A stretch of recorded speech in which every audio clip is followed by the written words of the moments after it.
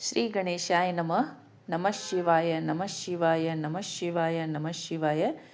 श्रावण मास महात्म्य अध्याय 25। श्रावण मास अमावस्या को किए जाने वाले पिठौरी व्रत का वर्णन।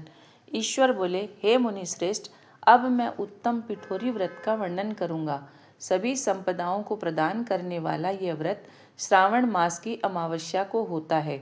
जो यह घर है वह सभी वस्तु मात्र का अधिष्ठान है, इसलिए इसे पीठ कहा गया है और पूजन में वस्तु मात्र के समूह को आर्ग कहते हैं। अतः हे मुनीश्वर, इस व्रत का नाम इसलिए पिठोर है। अब मैं इसकी विधि कहूँगा, सावधान होकर सुनिए।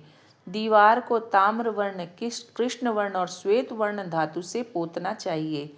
अगर ताम्र वर्ण से पोता गया हो तो पीले रंग से, कृष्ण वर्ण से पोता गया हो तो श्वेत रंग से, और श्वेत से किया गया हो तो कृष्ण वर्ण से चित्र बनाना चाहिए, अथवा श्वेत पीत से, लाल से, काले या हरे वर्ण से चित्र बनाएं। मध्य में पार्वती सहित शिव की मूर्ति अथवा शिवलिंग को बनाकर विस्तीर्ण दीवार पर संसार की अनेक चीजों का चित्र बनाएं। चतुशाला सहित रसोई घर, देवालय, शयन घर, 7 खजाने, स्त्रियों का अंतःपुर जो महलों तथा अट्टालिकाओं से सुशोभित तथा शाल के वृक्षों से मंडित हो, चूने आदि से दृढ़ता से बंधे पाषाणों तथा ईंटों से सुशोभित हो, और जिसमें पवित्र दरवाजे, छत तथा क्रीड़ा स्थान हो, इन सभी को चित्रित करें। बकरियां, गायें, भैंस, घोड़े, ऊंट, हाथी, चलने वाला रथ, अनेक प्रकार की सवारी गाड़ियां, स्त्रियां, बच्चे, वृद्ध, जवान, पुरुष, पालकी, झूला और अनेक प्रकार के मंच, इन सब का अंकन करें। सुवर्ण, चांदी, ताम्र, सीसा, लोहा, मिट्टी तथा पीतल के और अन्य प्रकार के विभिन्न रंगों वाले पात्रों को लिखें। शयन संबंधी जितने भी साधन हैं, चारपाई, पलंग, बिस्तर, तकिया आदि, बिल्ली, मैना, अन्य और भी शुभ पक्षी, पुरुषों तथा स्त्रियों के अनेक प्रकार के आभूषण, बिछाने तथा ओढ़ने के जो वस्त्र हैं, यज्ञ के जितने भी पात्र होते हैं, मंथन के लिए 2 स्तंभ व 3 रस्सियां, दूध, मक्खन, दही, तकर, छाछ, घी, तेल, तिल, इन सभी को दीवार पर लिखें। गेहूं, चावल, अरहर, जौ, मक्का, वारतानल एक प्रकार का अन्न होता है, चना, मसूर, कुल्थी, मूंग, कांगनी, तिल, कोदो, कातसी नामक अन्न, सांवा चावल, उड़द, ये सभी धान्य वर्ग भी अंकित करें।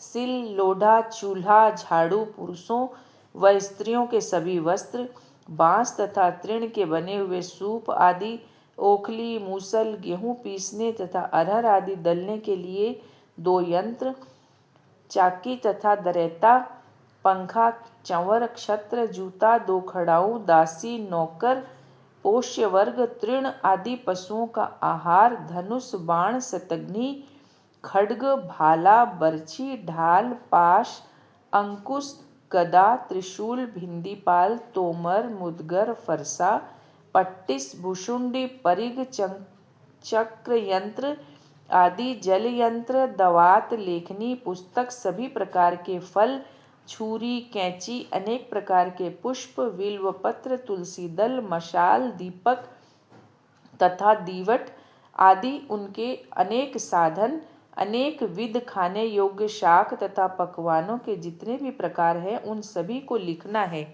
जो वस्तुएं यहाँ नहीं बताई गई हैं, उन सब को भी दीवार पर लिखना है, क्योंकि यहाँ सभी कुछ लिखना संभव नहीं है, क्योंकि एक एक पदार्थ के सैकड़ों तथा हजारों भेद हैं, और मैं कितना कह सका हूँ। 16 उपचारों से इन सभी का पूजन होना चाहिए। पूजन में अनेक प्रकार के गंध, द्रव्य, पुष्प, धूप तथा चंदन अर्पित करें। ब्राह्मणों, बालकों तथा सौभाग्यवती स्त्रियों को भोजन कराएं। उसके बाद पार्वती सहित शिव से प्रार्थना करें, मेरा व्रत संपूर्ण हो। हे सांब शिव, हे दयासागर, हे गिरीश, हे चंद्रशेखर, इस व्रत से प्रसन्न होकर आप हमारे मनोरथ पूर्ण करें। इस प्रकार 5 वर्ष तक व्रत के करने के बाद में उद्यापन कर देना चाहिए। इसमें घृत तथा बिल्व पत्रों से शिव मंत्र के द्वारा होम होता है। एक दिन अधिवासन करके सर्वप्रथम ग्रह होम करना चाहिए। आहुति की संख्या 1008 अथवा 108 होनी चाहिए। हे वत्स, उसके बाद आचार्य की पूजा करे और भूयसी दक्षिणा दे। इसके बाद व्यक्ति इष्ट बंधुजनों तथा कुटुंब के साथ स्वयं भोजन करे।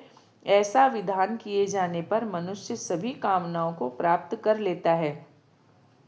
इस लोक में जो जो वस्तुएं उसे परम अभिष्ट होती है उन सभी को वह पा लेता है। हे वत्स, मैंने आपसे इस उत्तम पिठौरी व्रत का वर्णन कर दिया। इस व्रत के समान सभी मनोरथों तथा समृद्धियों को प्रदान करने वाला और शिवजी की प्रसन्नता करने वाला न कोई व्रत हुआ है और न तो होगा।